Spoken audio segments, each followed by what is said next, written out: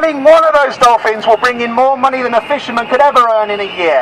And that's what is keeping this whole slaughter going. It's not culture, it's capitalism. It's commercial greed in the blood of dolphins.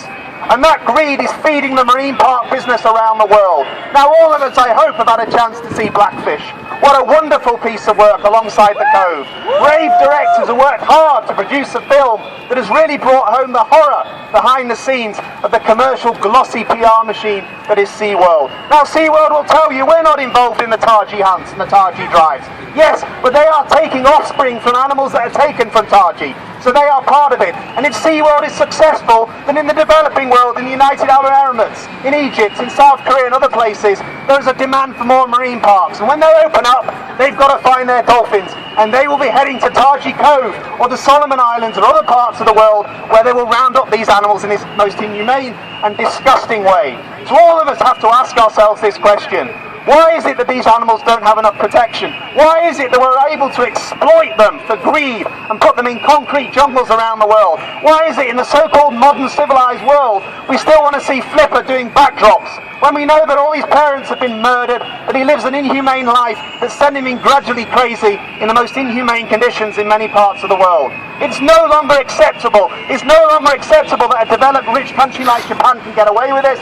It's no longer acceptable that the international community does nothing about it. So there are a number of things that must happen here. CITES, the international framework in the United Nations that actually does protect the trade in endangered species, needs to uplist dolphins and needs to make sure that you can no longer take them from hunts like Taji and put them into marine parks.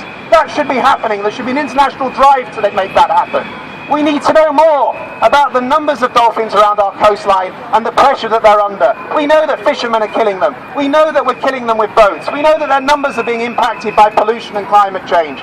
And there is no way that you can justify killing something like 20,000 a year in Japan without anyone taking a blind bit of notice. I'm pleased to see that Caroline Kennedy, as the new Japanese ambassador from the United States, has raised concerns. I'm pleased to see that MPs in the House of Commons have started to debate and discuss this issue because people like you have raised it with them. I'm pleased to see that congressmen in the United States government are doing the same because people in America are quite angry, quite rightly angry about this too. But then governments have got to take some tough decisions. If the Japanese keep slaughtering, then you've got to start threatening them with trade sanctions. You've got to say to the Japanese, if you want to start importing your car and your electronic products, we're going to put tariffs on them if you keep killing dolphins.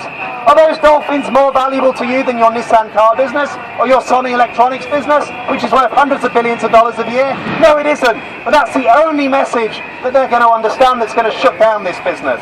And we've also got to have more regulation and control of these so-called marine parks. The international framework for these organisations is highly abused. The so-called International Aquarium Association has the Japanese body within its affiliate membership, despite the fact they say they're not in agreement with what goes on at Taji Cove. We know the Japanese abuse the system of the International Whaling Commission, and they allow them to so-called kill minke whales in large numbers in the southern oceans under a loophole for so-called scientific research to pump that whale meat into the market. If they weren't killing whales in that way, they wouldn't be passing dolphin meat off as whale meat either. So we need to shut the loophole in the International Whaling Commission, and we need to stop the Japanese killing those whales. That's quite right why the New Zealand government and the Australian government are taking legal action against the Japanese government in The Hague. I wish them well with that. But at the same time, we must have action to protect dolphins too. All of us have a responsibility for this.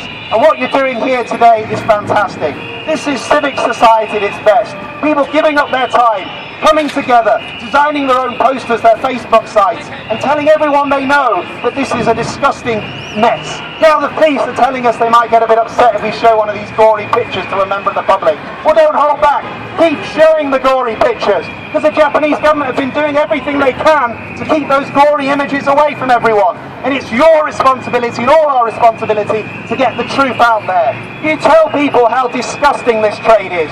You tell them how brutal it is that these animals are slaughtered. You tell them what happens to these dolphins that are taken away and put into marine parks. You tell them that it's disgusting if they go to a marine park in Benidorm or in Egypt or in any part of the world without thinking about the consequences. The more we get that message out there, the more that we can put a stop to this brutality. Thank you very much to the Taji Dolphin Action Group here in the UK. Thank you very much to Sea Shepherd, who I think have done a fantastic